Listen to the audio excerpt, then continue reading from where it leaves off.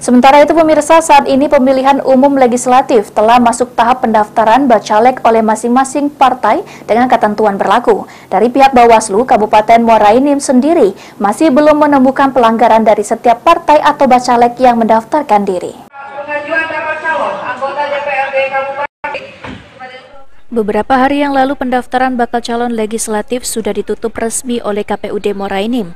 Dengan menerima pendaftaran pada hari terakhir oleh partai politik, ada ratusan bacalek yang diusung oleh partai politik peserta pemilu 2024 secara manual dan online dengan mengikuti peraturan yang berlaku.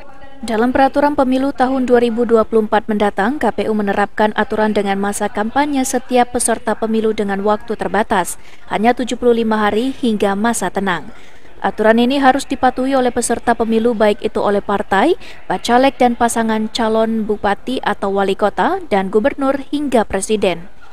Ketua Bawaslu Kabupaten Muara Enim Suprayitno menyatakan kalau pihak Bawaslu ini sebagai lembaga pengawas dan aturannya dibuat oleh KPU RI sebagai langkah yang harus dipatuhi peserta pemilu. Untuk Bawaslu Muara Enim sendiri, dalam pengawasannya selama masa pendaftaran, bacalek belum menemukan pelanggaran-pelanggaran yang dilakukan oleh parpol atau bacalek yang diusung oleh partai. Anggota legislatif untuk di wilayah Kabupaten Muara Enim, kami sifatnya melakukan pengawasan, mulai dari hari pertama tanggal 1 sampai tanggal 14 nanti. Apapun yang kami lakukan pengawasan ini selalu kami koordinasikan dan kami laporkan ke Bawaslu Provinsi. Sementara kami anggap kondisi normal, tidak ada sesuatu yang berlebihan dan belum ada dugaan pelanggaran yang kami temukan.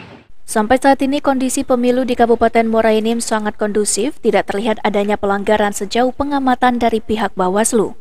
Peran serta masyarakat juga dibutuhkan oleh Bawaslu untuk menjadi perpanjangan tangan ikut mengawasi gejolak atau adanya pelanggaran di tengah masyarakat oleh para peserta pemilu.